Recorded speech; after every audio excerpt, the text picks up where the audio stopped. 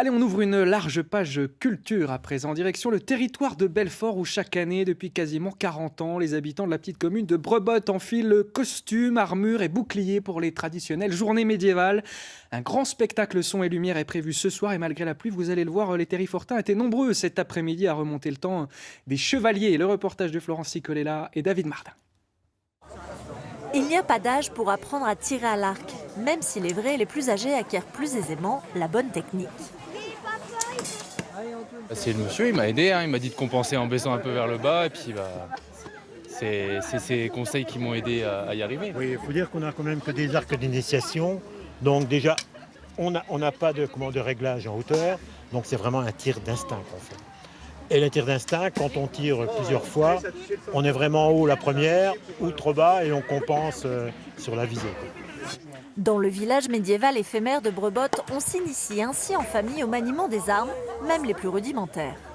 On peut même s'offrir un bref instant de gloire. C'était facile. À la nuit tombée, les 100 bénévoles emmèneront leurs costumes sur scène pour raconter l'histoire du Chevalier Noir.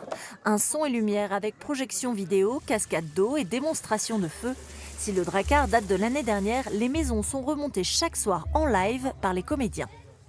Là, on voulait que le spectateur voit comment on monte une maison à colombage. Et pourquoi ces maisons à colombage ont été conçues de cette façon-là, puisqu'on pouvait déménager tout simplement en démontant sa maison, aller la reconstruire dans un village voisin. C'était ça, l'histoire des maisons à colombage. Et là, on le voit en direct et c'est très, très surprenant. Pour la première fois, la troupe amateur se fait accompagner de professionnels, les Aigles de Gascogne. De jour, ils font la démonstration de leur savoir-faire dans un tournoi de chevalerie un peu compliqué par l'herbe détrempée. Oui, eh bien c'est un parcours sans faute. L'infâme chevalier noir de Woodstock est défait par le jeune seigneur local qui garde ainsi ses terres. Tout est bien qui finit bien au pays de Brebotte.